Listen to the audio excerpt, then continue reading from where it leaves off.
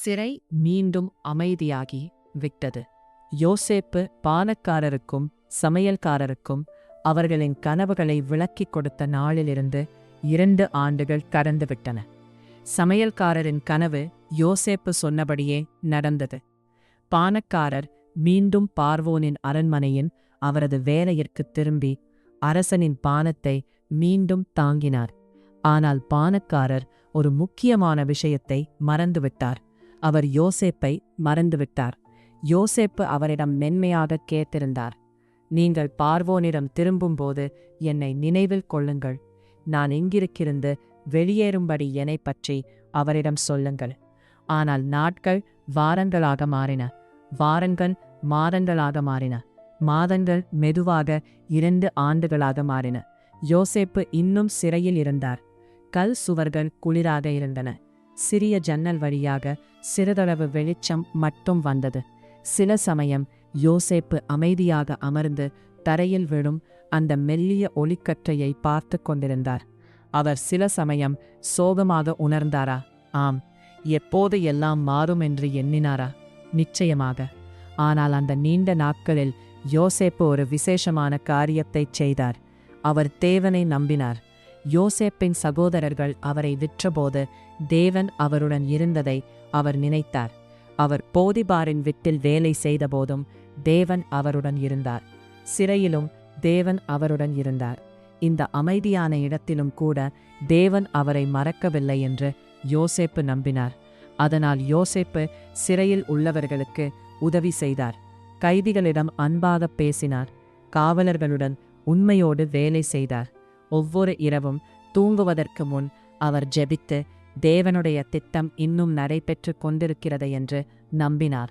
ஒரு இரவு தூரத்திலுள்ள எகிப்தின் பெரிய அரண்மனையில் ஒரு விசித்திரமான சம்பவம் நடந்தது.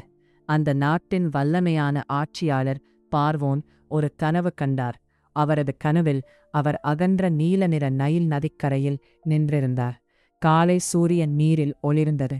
உயர்ந்த பச்சை நாணல்கள் காற்றில் மெதுவாக அசைந்தன. திடீரென 7 பசுக்கள் நதியிலிருந்து மேலே வந்தன. அவை பலமானதும் ஆரோக்கியமானதும். அவரின் தோல் ஒளி வீசியது. கண்கள் பிரகாசித்தன. அதை மெதுவாக புல்வெளிக்குச் சென்று அமைதியாக மேயத் தொடங்கின. ஆனால் பின்னர் ஒரு விசித்திரமானது நடந்தது. மேலும் 7 பசுக்கள் நதியிலிருந்து வந்தன. அவை மிகவும் வேறுபட்டன. அவை ஒல்லியாகவும் எலும்புகள் திரியும் அளவுக்கு மெலிந்தவையாகவும் இருந்தன. அவை பலவீனமாகவும் பசியாகவும் இருந்தன. அந்த ஒல்லியான பசுக்கள் ஆரோக்கியமான பசுக்களிடம் சென்றன. பின்னர் கனவுகளில் நடப்பது போல் அந்த ஒல்லியான பசுக்கள் ஆரோக்கியமான பசுக்களை விழுங்கின. பார்வோன் திடுக்கிட்டு விழித்தார். அவர் இருளில் கண்களை திறந்து தேய்த்தார். எவ்வளவு விசித்திரமான கனவு என்று அவர் மெதுவாகச் சொன்னார். சிறிது நேரத்தில் பார்வோன் மீண்டும் தூங்கினார். ஆனால் இன்னொரு கனவு வந்தது. இந்த முறை ஒரு தண்டில் வளரும் 7 உயரமான தானிய தலைகளை அவர் கண்டார். அவை நிறைந்ததும் பொன்னிறமுமானதும். சூடான காற்றில் மெதுவாக அசைந்தன. பின்னர் மேலும் 7 தானிய தலைகள் தோன்றின. அவை ஒல்லியானதும் உலர்ந்ததும். கடுமையான பாலைவன காற்றால் காய்ந்து போனவை. முதல் கனவிலிருந்த பசுக்கள் போலவே இந்த ஒல்லியான தானியங்கள் நிறைந்த தானியங்களை விழுங்கின. பார்வோன் மீண்டும் விழித்தார். இப்போது சூரியன் உதயமாகத் தொடங்கியது. அவருடைய இதயம் கலங்கியது. இந்த கனவுகள் என்ன அர்த்தம் என்று அவர் எண்ணினார். அதனால் பார்வோன் எகிப்தின் எல்லா ஞானிகளையும் மந்திரவாதிகளையும் அழைத்தார். அவர்கள் அரண்மனையின் பெரிய மண்டபத்தில் கூடினர். உயர்ந்த தூள்கள் மேலே உயர்ந்தன.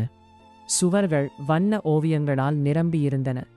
பார்வோன் தனது 2 கனவுகளையும் விவரமாகச் சொன்னார். ஞானிகள் கேட்டனர். அவர்கள் ஒன்றுக்கொன்று கிசுகிசுத்தனர்.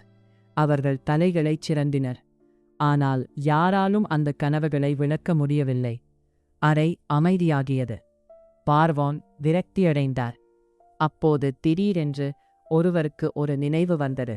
அவர் பானக்காரர். அவரது கண்கள் விரிந்தன. அரசே என்று அவர் பயத்துடன் முன்னே வந்தார். இன்று நான் என் தவறை நினைவு கோர்க்கிறேன். பார்வோன் அவரை பார்த்தார். என்ன பொருள்? பானக்காரர் தலை குனிந்தார்.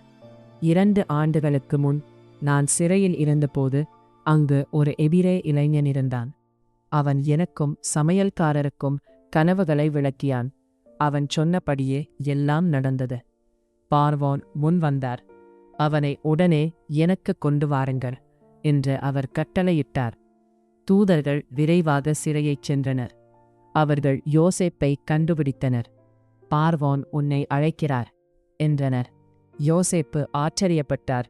அவர் விரைவாக தன்னை துவைத்து உடைகளை மாற்றிக்கொண்டு அரசனைச் சந்திக்க தயாரானார். பின்னர் அவர் அரண்மனைக்குள் சென்றார். அரண்மனை விசாலமாகவும் பிரகாசமாகவும் இருந்தது. வேலைக்காரர்கள் அமைதியாகச் சுற்றி நடந்தனர். காவலர்கள் கதவுகள் அருகே நின்றனர். இறுதியில் யோசேப்பு பார்வோனின் முன் நின்றார். பார்வோன் அவரை பார்த்து, நான் கனவு கண்டேன். யாராலும் அதை விளக்க முடியவில்லை. ஆனால் நீ கேட்கும்போது கனவுகளை புரிந்து கொள்ள முடியும் என்று கேட்டேன் என்றார். யோசேப்பு மெதுவாக பேசினார். நான் இதை செய்ய முடியாது. ஆனால் தேவன் பதிலை அளிக்க முடியும். பார்வோன் தலையசைத்து கனவுகளைச் சொன்னார். யோசேப்பு கவனமாக கேட்டார். சில நிமிடம் யோசித்தார்.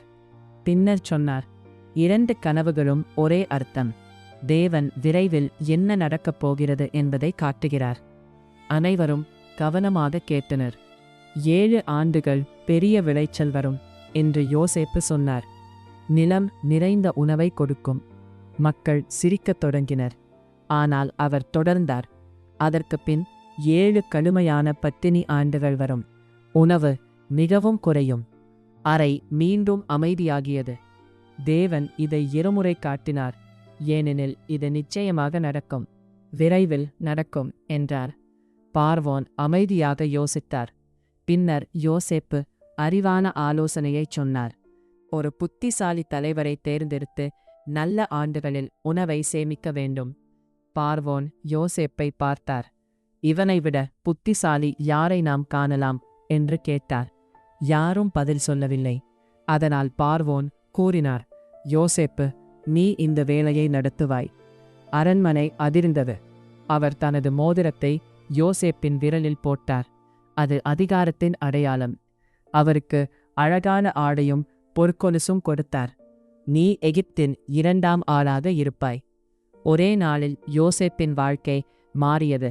சிறையிலிருந்து அரண்மனைக்கு மறக்கப்பட்டவனிலிருந்து தலைவாராக ஆனார். ஆனால் யோசேப்பு தேவனை மறக்கவில்லை. அவர் எங்கும் அவருடன் இருந்தார். யோசேப்பு விசுவாசமாக வேலை செய்தார். அதனால் பலர் பசியிலிருந்து காப்பாற்றப்பட்டார்கள். சில சமயம் வாழ்க்கை மெதுவாக இருக்கும். சில சமயம் எதுவும் மாறாதது போல இருக்கும். ஆனால் தேவனுடைய நேரம் வந்தால் ஒரே நாளில் எல்லாம் மாறும். தேவனுடைய அன்பு அமைதியானது, நம்பிக்கையானது, சரியான நேரத்தில் இருக்கும். நீ மறக்கப்பட்டதாக உணர்ந்தால் யோசேப்பை நினைவில் கொள். தேவன் உன்னை பார்க்கிறான், உன்னை கவனிக்கிறான். இப்போது அரண்மனை விளக்குகள் மங்குகின்றன. நட்சத்திரங்கள் மெதுவாக ஒளிர்கின்றன. யோசேப்பு அமைதியாக ஓய்வெடுக்கிறார். நீ கண்களை மூடும்போது நினைவில் கொள், தேவனுடைய அன்பு உன்னுடன் உள்ளது. தைரியமாக இரு. அமைதியாக தூங்கு.